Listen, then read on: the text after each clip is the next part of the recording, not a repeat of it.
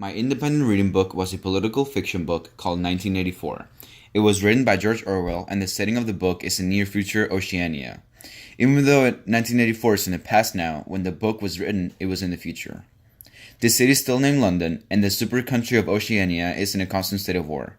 The city is very dark, gloomy, and depressing, and it is normal to hear bombs in the background or just to witness one in front of you. There are cameras and microphones everywhere, so that the party can see what everyone is doing at all times.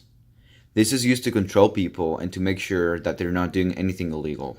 The main character is Winston Smith. He is your average 39-year-old, and he works as a records editor in the Ministry of Truth. Orwell wrote him as your average Joe on purpose because he wanted you to identify and sympathize with him.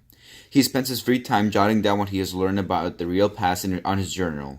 Mind you, a very illegal journal. The antagonist is O'Brien.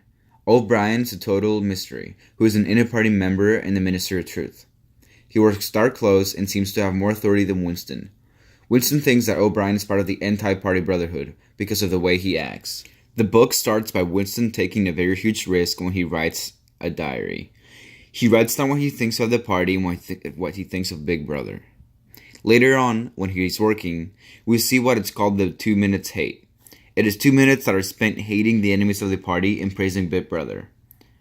The 2 minutes hate seems to be more of a religious move than anything, and Winston starts noticing a black-haired girl at the office. She keeps looking at him, and Winston thinks that she's a member of the thought police. But no, they end up meeting together and having an illegal relationship. Almost at the same time, Winston notices O'Brien, and he starts to develop kind of an intellectual crush on him. Winston thinks that he's part of the Brotherhood, but he is too scared to ask him, because it could be a deadly move. Even though he doesn't want to believe it, Winston ends up realizing that who controls the past controls the future, and who controls the present controls the past. I think everyone in this world is a target audience of this book. When George Orwell wrote this book, he was warning us about totalitarian states and dictatorships, since he had witnessed what happened with Hitler during World War II. So I think everyone should read this book to understand how detrimental those kinds of governments could be.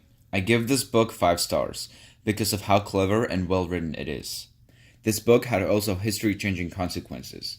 For example, some of the leaders in the 1956 Hungarian Revolution had read the book and were inspired to rebel against Russian control. This to me seems amazing, just how a book can change the world so much.